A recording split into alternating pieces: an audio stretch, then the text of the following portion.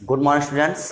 Class 12 में आज का जो टॉपिक है वो है डीएनए की संरचना, कि डीएनए का स्ट्रक्चर कैसे होता है और डीएनए का स्ट्रक्चर सबसे पहले किसने देखा और जो डीएनए का मॉडल है वो सबसे पहले किसने प्रस्तुत किया, ठीक, और कैसे प्रस्तुत किया। तो इन सारे प्रश्नों के उत्तर आज हम इस टॉपिक में जानेंगे। तो स्ट्रक्चर ऑफ डीएनए। एक बात और आपको हम इम्पोर्टेंट बता दें कि जो आज हम स्ट्रक्चर आपको बताने जा रहे हैं ये आपका जो होता है बी डीएनए।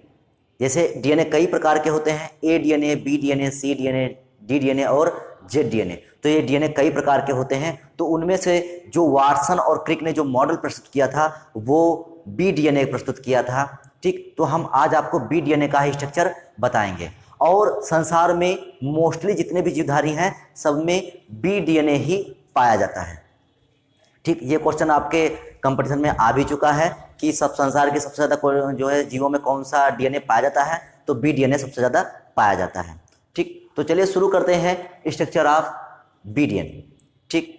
तो वीडियो शुरू करने से पहले अगर आप हमारे चैनल पर नए हैं तो चैनल को सब्सक्राइब कर लें, बेल आइकन को दबाएं ताकि आपको वीडियो की नोटिफिकेशन मिल सके। साथ में वीडियो को आप जितने लोगों को शेयर कर सकते हैं शेयर करिए, लाइक करिए, कमेंट करिए, ठीक। तो चलिए शुरू करते हैं।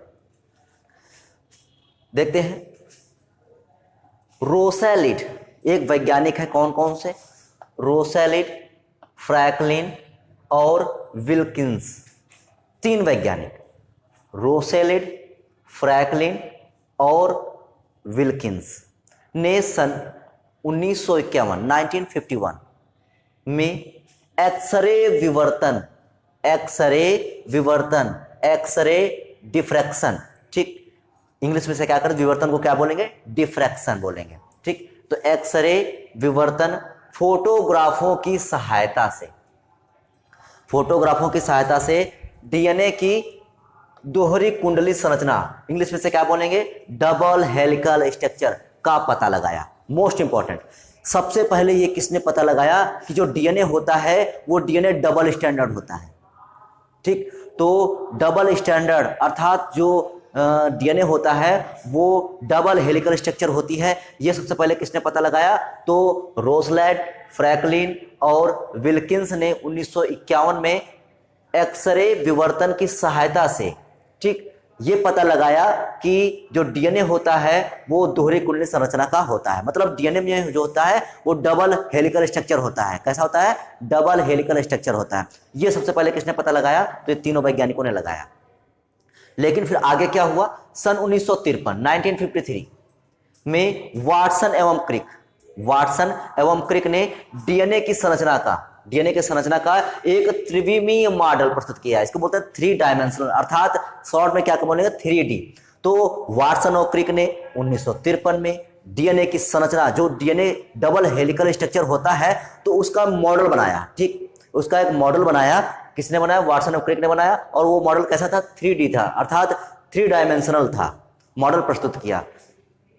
अब आगे देखते हैं, ये तो हो गई साइंटिस्ट की बात। आगे डीएनए 2 प्रतिसमांतर पॉलीन्यूक्लियोटाइड श्रृंखला होती है, डीएनए 2 प्रतिसमांतर पॉलीन्यूक्लियोटाइड श्रृंखला होती है। मतलब जो डीएनए होता है वो डीएनए 2 प्रतिसमानांतर पॉलीन्यूक्लियोटाइड श्रृंखला होती है। अब यहां से पहले हम चित्र देख लें। अभी तो हमने साइंटिस्ट के विषय में जान लिया कि किसने कौन सा काम किया है। अब हम डीएनए के स्ट्रक्चर पर आते हैं। तो देखिए यहां पर 1 और 2, डीएनए में कितने आपको सूत्र दिखाई दे रहे हैं, कितने भी धागे दिखाई दे रहे हैं, तो 2, 1 और 2, ठीक। कैसा लग रहा है कि जैसे 2 धागे आपस में लिपटे हुए हों, ठीक। और इन दोनों धागों को बोलते हैं डीएनए का द्विकुंडल, मतलब डीएनए का डबल हेलिकल स्ट्रक्चर। क्या बोलते हैं, डीएनए का डबल हेलिकल स्ट्रक्चर, ठीक। इसमें जो एक कुंडलन है, अर्थात जो इसका एक कुंडलन है, जिसका जो एक घुमाव है, उसके एक घुमाव की लंबाई है 34 एंगस्ट्रॉम, ठीक। और इसका जो व्यास होता है 20 एंगस्ट्रॉम। इसमें एक कुंडलन में जो एक कुंडलन होता है उसके एक कुंडल में 10 न्यूक्लियोटाइड होते हैं। देखिए 1 2 3 4, 1 2 3 4, 4 आपके सामने 8 लगे हुए दिखाई दे रहे हैं, लेकिन ये डीएनए मुड़ा हुआ है, अर्थात जो इसका एक न्यूक्लियोटाइड होता है वो इसके पीछे होता है, जो हमको दिखाई नहीं देता है। तो हमको 4 तो सामने दिखाई दे रहे हैं, लेकिन 5वां जो होता है वो इसके पीछे होता है, क्योंकि ये डीएनए मुड़ा हुआ होता है, कुंडलित होता है। तो इसमें 10 हैं। तो देखिए, जब इसका व्यास, एक कुंडल का व्यास 34 एंगस्ट्रॉम है, तो एक कुंडल में 10 नाइट्रोजन बेस होते हैं। कितने नाइट्रोजन? 10 नाइट्रोजन बेस होते हैं। तो एक के बीच की दूरी कितनी हो गई? 34/10, क्योंकि 10 न्यूक्लियोटाइड होते हैं और इसके एक कुंडल की लंबाई जो 34 एंगस्ट्रॉम होती है, तो इसके एक बीच की दूरी कितनी हो गई? 3.4 एंगस्ट्रॉम। अर्थात 2 नाइट्रोजन बेसों के बीच की दूरी कितनी हो गई? 3.4 एंगस्ट्रॉम। ठीक, ये 3.4 एंगस्ट्रॉम हो गए, क्योंकि 10 न्यूक्लियोटाइड होते हैं, इसलिए एक के बीच की दूरी हो गई 3.4 एंगस्ट्रॉम। अब एक जो धागा है, मतलब जो एक सूत्र है, वो एक सूत्र की जो दिशा है वो है 5 से 3 दिशा। दूसरी दिशा कौन सी है? 3 से 5 दिशा। मतलब जो एक डायरेक्शन होगी उसकी उल्टा दूसरी डायरेक्शन होगी। अगर ये 5 से 3 है तो दूसरी कौन सी हो जाएगी? 3 से 5 हो जाएगी। लेकिन अगला प्रश्न आपके दिमाग में ये आएगा कि ये 5 से 3 क्यों है और ये 3 से 5 दिशा क्यों है? अब हम इसको देख लेते हैं। ये तो हो गई आपकी नॉर्मल स्ट्रक्चर, ये हो गई आपकी केमिकल स्ट्रक्चर। बनाना आपको दोनों है। ठीक, देखिए, ये है आपकी पेंटो शर्करा, क्योंकि जो डीएनए होता है वो पॉलीन्यूक्लियोटाइड श्रृंखला होती है। क्या होता है? पॉलीन्यूक्लियोटाइड श्रृंखला होती है। तो एक न्यूक्लियोटाइड में क्या होता है? फास्फोरिक अम्ल, पेंटो शर्करा और नाइट्रोजन बेस। जब ये तीनों चीजें मिलती हैं तब बनता है एक न्यूक्लियोटाइड। ठीक, तो देखिए, जो पेंटो शर्करा है, पेंटो शर्करा में ये पहला कार्बन है, ये दूसरा कार्बन है, ये तीसरा कार्बन है और ये चौथा कार्बन है। और देखिए, यहां पर O जुड़ा होता है, इसलिए यहां पर कार्बन नहीं होगा, इसका 5वां कार्बन यहां पर होता है। तो देखिए, 1 2 3 4 5, ये 5 कार्बन हो गए। आपका जो फास्फोरस है, फास्फोरिक अम्ल है, जो आपका फास्फोरिक अम्ल है वो किस कार्बन से जुड़ रहा है? 5वें कार्बन से जुड़ रहा है। ठीक, इस प्रकार से जो आपका अंतिम फास्फोरिक अम्ल है वो कौन से कार्बन पर जुड़ रहा है?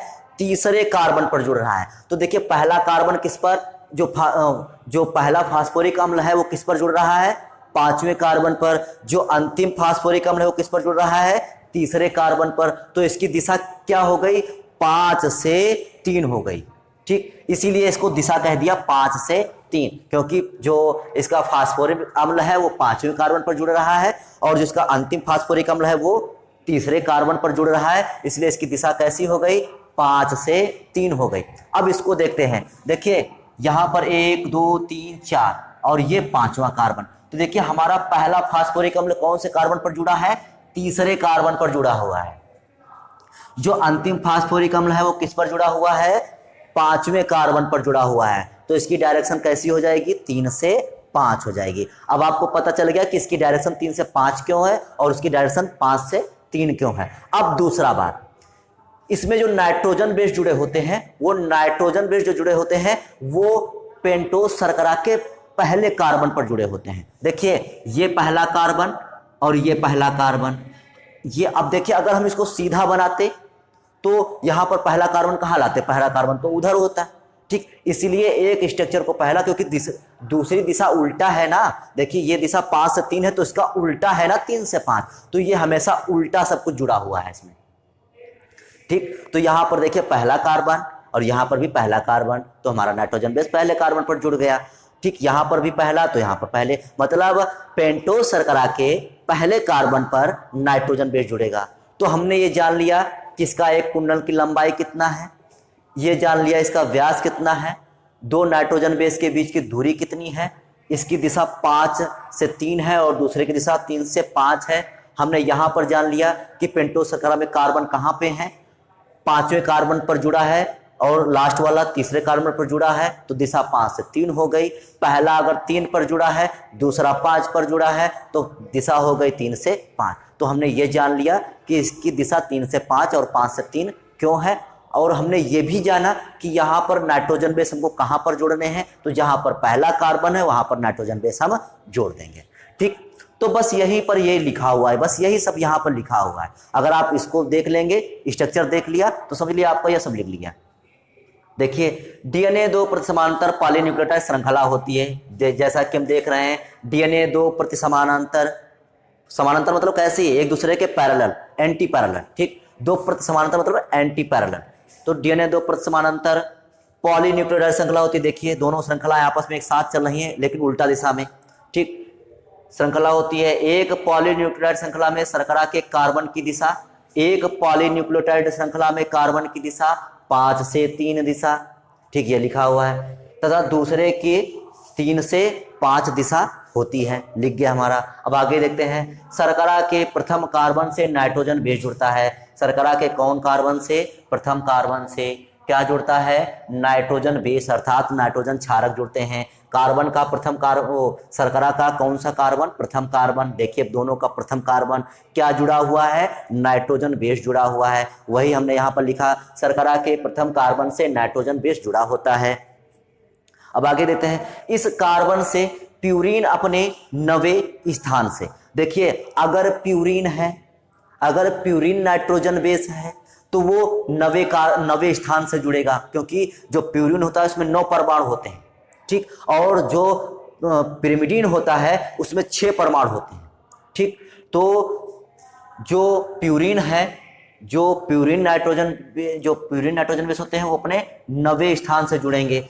मतलब पेंटो शर्करा का जो पहला कार्बन होगा वहां पर नाइट्रोजन बेस जुड़ेंगे, लेकिन नाइट्रोजन बेस कितने होते हैं, 2 प्रकार के होते हैं, प्यूरीन या पिरिमिडीन, ठीक। अगर प्यूरीन है तो अपने नवे कार्बन से जुड़ेगा, ठीक, और अगर पिरिमिडीन है तो अपने तीसरे कार्बन से जुड़ेगा। किससे जुड़ेगा, तीसरे कार्बन से। और मैंने आपको प्यूरीन और पिरिमिडीन दोनों में अंतर बताया है, इसकी स्ट्रक्चर बताई है कि कहां पर कौन सा कार्बन होता है। तो प्यूरीन है तो नवे स्थान से, मतलब यहाँ पर जो नवा परमाणु होगा वो यहाँ से इससे जुड़ जाएगा शर्करा से। अगर पिरिमिडीन है तो यहाँ पर जो इसका तीसरा कार्बन होगा वो इस पहले कार्बन से, पहले कार्बन से जुड़ेगा, ठीक, पहले स्थान से जुड़ेगा। तो ये हो गया आपका प्यूरीन और पिरिमिडीन जुड़ने का स्थान। प्रत्येक श्रृंखला में शर्करा तथा फास्फोरिक अम्ल ऊर्ध्व अक्ष वेंट्रिकल एक्सिस का निर्माण करते हैं। आप यहाँ पर देख रहे हैं ये जो सीधा डंडा जैसा दिखाई दे रहा है, तो यहाँ पर कौन सा जुड़ा है, ये फास्फोरिक अम्ल है, ये क्या है, शर्करा है, ये क्या है, फास्फोरिक अम्ल है, ये क्या है, शर्करा है, फास्फोरिक अम्ल शर्करा। तो भैया जो सीधा सीधा ऊर्ध्व माने क्या होता है, सीधा खड़ा, ऊर्ध्व माने क्या होता है, सीधा, वेंट्रिकल एक्सिस, ठीक, ऊर्ध्व माने क्या होता है, सीधा, ठीक। तो वही लिखा हुआ है शर्करा, ये आपकी शर्करा हो गई। फास्फोरिक अम्ल, ये हो गया फास्फोरिक अम्ल। कैसे जुड़े हैं, बिल्कुल सीधे सीधे जुड़े हैं, अर्थात वेंट्रिकल एक्सिस का निर्माण करते हैं। आगे देखते हैं, डीएनए का व्यास 20 एंगस्ट्रॉम होता है, बता ही चुके आपके डीएनए का व्यास कितना होता है, 20 एंगस्ट्रॉम, तथा डीएनए के एक कुंडलन की लंबाई कितनी होती है, 34 एंगस्ट्रॉम होती है। डीएनए के एक कुंडलन की लंबाई कितनी होती है, 34 एंगस्ट्रॉम। देख ही रहे हैं हम लोग, जो एक कुंडलन है इसका तो उसकी लंबाई कितनी होगी, 34 एंगस्ट्रॉम होगी। डीएनए के एक कुंडल में कितने न्यूक्लियोटाइड होते हैं, 10 न्यूक्लियोटाइड होते हैं। डीएनए के एक कुंडल में कितने न्यूक्लियोटाइड होते हैं, 10। और कौन से, बी डीएनए की बात कर रहे हैं हम, बी डीएनए में 10 न्यूक्लियोटाइड होते हैं, ठीक। तो बी डीएनए में 10 न्यूक्लियोटाइड होते हैं। देखिए 1 2 3 4 5 6 7 8, तो बाकी 2 किधर हैं, 2 पीछे हैं, ठीक। तो 10 न्यूक्लियोटाइड होते हैं। डीएनए के 2 नाइट्रोजन बेसों के बीच की दूरी 3.4 एंगस्ट्रॉम, मतलब इनके बीच जो नाइट्रोजन बेस अर्थात ये और ये जो दोनों नाइट्रोजन बेस होंगे इनके बीच की दूरी कितनी होगी, 3.4 एंगस्ट्रॉम। क्यों होगी, क्योंकि ये 34 होता है पूरा और एक में 10 होते हैं, तो 34/10 मतलब कितना हो गया, 3.4 एंगस्ट्रॉम। ये हो गया आपका डीएनए की स्ट्रक्चर, ठीक। तो उम्मीद है कि आपको ये डीएनए समझ में आया होगा। आप ये स्ट्रक्चर समझ लीजिए, वो स्ट्रक्चर समझ लीजिए, आपका पूरा समझ लीजिए, लिख गया, ठीक। तो इसमें साइंटिस्ट मोस्ट इंपॉर्टेंट है। अभी तक आपने जितना भी जाना होगा तो केवल वाटसन और क्रिक के विषय में जाना होगा, लेकिन वाटसन और क्रिक को ये बताया किसने था कि डीएनए डबल स्ट्रक्चर जो है डबल हेलिकल स्ट्रक्चर होता है, तो इन 3 वैज्ञानिकों ने बताया था। उसके बाद वाटसन और क्रिक ने अपना 3D मॉडल प्रस्तुत किया था डीएनए का, और वो कौन सा डीएनए था, बी डीएनए था। अगले जो हम नेक्स्ट वीडियो बनाएंगे उसमें हम आपके डीएनए के सारे प्रकार बताएंगे कि कौन डीएनए का कितने प्रकार के डीएनए होते हैं। तो आज के लिए केवल इतना है, बाकी नेक्स्ट वीडियो में, तब तक के लिए जय हिंद।